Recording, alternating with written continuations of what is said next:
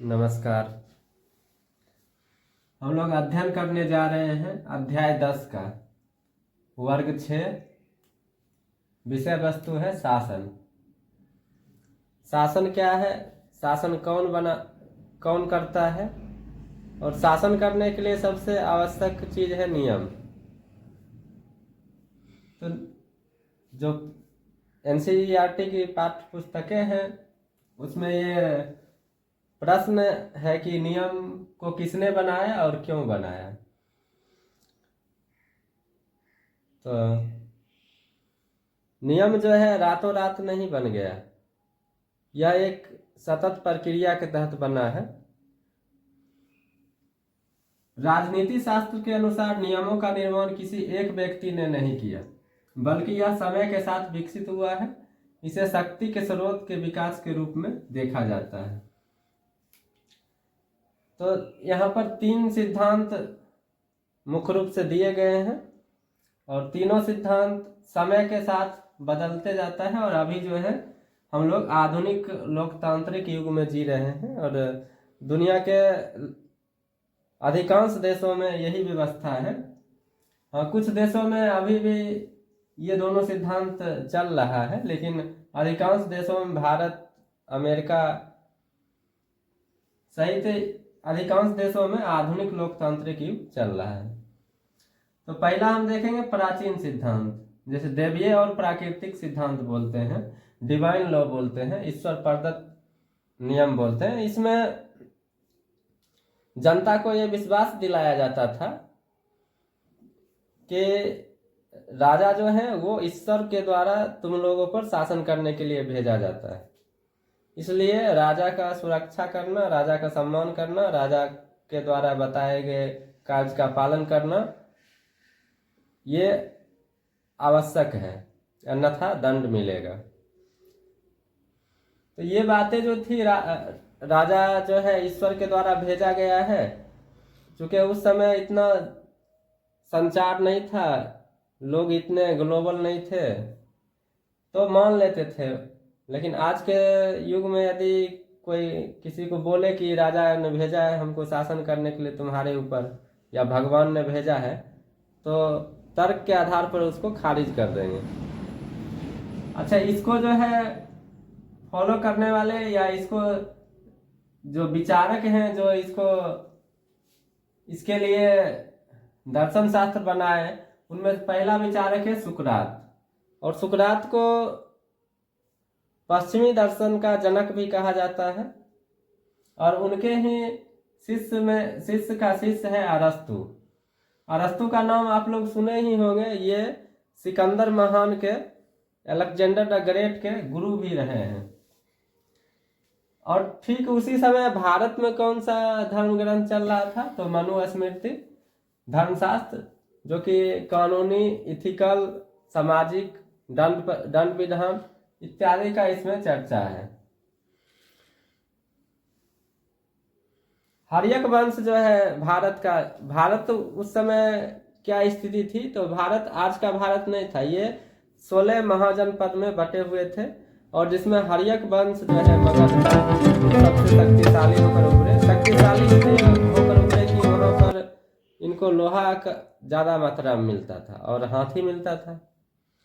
अब आ जाइए मध्यकालीन और संप्रभुता का सिद्धांत, मोनार्की। इसको राजशाही बोलते हैं। इसमें सीधा सा मतलब है कि नियम कौन बनाएगा, राजा बनाएगा। तो राजा नियम बनाते थे, तो उसके लिए क्या उनके पास एक मंत्री का टीम होता था, वही सलाह देते थे और उसी के आधार पर राजा आदेश बनाते थे। और यहीं पर जो है तानाशाही भी आ जाती थी। और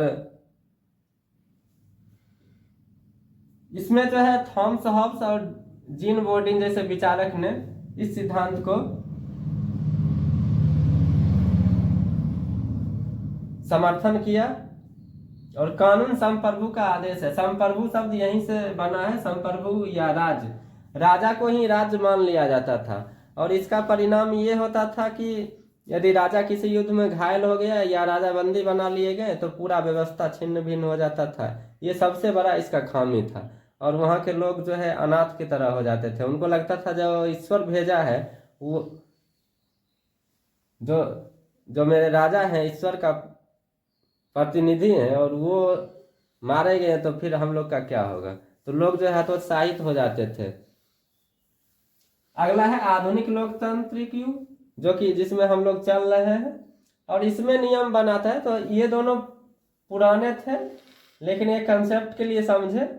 अब जो आधुनिक है इसमें नियम कौन बनाता है, ये महत्वपूर्ण है। और आप लोग को इसी चीज को ध्यान रखना है। और यही जो पूरा क्लास 6 के विषय है वो इसी पर निर्भर, इसी के आधार पर बनाया गया है कि नियम कौन बनाता है। तो नियम जो है विधायिका बनाता है, लेजिस्लेचर।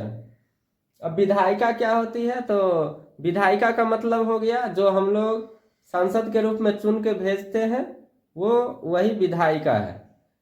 तो देश के लिए हम लोग एमपी को भेजते हैं, मेंबर ऑफ पार्लियामेंट का, लोकसभा चुनाव जिसको बोलते हैं, उसके माध्यम से वहाँ बैठाते हैं। और उसी में से जो है कार्यपालिका का निर्माण होता है, जो जिसका बहुमत होता है वो प्रधानमंत्री बनते हैं, और उसी में से मंत्री बनते हैं, कैबिनेट मंत्री। और जो राज्य हो गया वहाँ का जो विधायिका हो गया वो विधानसभा हो गया, और वहाँ जो मुख्यमंत्री कार्यपालिका के रूप में कार्य करते हैं, और वही नियम बनाता है। तो कहने का मतलब हुआ कि जो भी सांसद है या विधायक है वो कौन है, हम लोग का प्रतिनिधि के रूप में वहाँ पर है। यानी कि हम लोग उसको बैठाए हैं कि हमारी बात को वहाँ पर रखे, और वही नियम बनाएगा। तो परोक्ष रूप से जनता ही नियम बनाए और अपने लिए नियम बनाए। इस सिद्धांत को समर्थन जो है जॉन लॉक और रूसो ने किया है।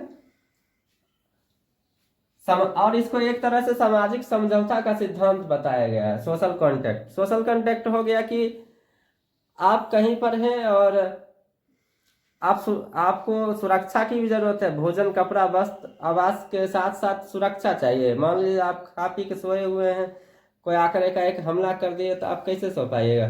तो आप हर हमेशा तो इस स्थिति में नहीं रहिएगा 24 घंटा कि हम जो है अपनी सुरक्षा खुद कर लेंगे। तो उसके लिए एक कॉन्ट्रैक्ट बना कि जो शासन जो है किन्हीं को क्यों नहीं सौंप दिया जाए, वो अपना सारा जो है एक तंत्र बनाएगा और वो पूरे सुरक्षा की जिम्मेदारी लेगा। और इसी सिद्धांत पर अभी का कार्य कर रहा है। पुलिस व्यवस्था है, अदालत की व्यवस्था है, न्यायपालिका है, सामाजिक व्यवस्था है, ये सब मिलकर आपको सुरक्षा प्रदान करते हैं और इसलिए आप सुरक्षित हैं। और इसी को हम सोशल कॉन्ट्रैक्ट बोलते हैं। और ये जनता, लेकिन इसमें एक चीज है कि ये सारे जो व्यवस्था थे उसमें जनता का कोई रोल नहीं रहता था, जनता से कुछ पूछा ही नहीं जाता था। लेकिन ये व्यवस्था है जनता अपनी सहमति से नियम बनाने की शक्ति सरकार को देती है। तो आधुनिक व्यवस्था में जनता सरकार बनाती है, उसको गिरा भी सकती है और नियम भी खुद बनाती है, नियम की समीक्षा कर सकती है, नियम के बारे में प्रश्न कर सकती है। और जनता के लिए जो भारत में है 73वां संविधान संशोधन 1992 जो है, उसमें एक शक्ति दे दी गई कि पंचायत को स्थानीय स्वशासन की शक्ति दे दी गई। जो अगला अध्याय में हम लोग वही पढ़ने वाले हैं, स्थानीय स्वशासन कि किस तरह जो है।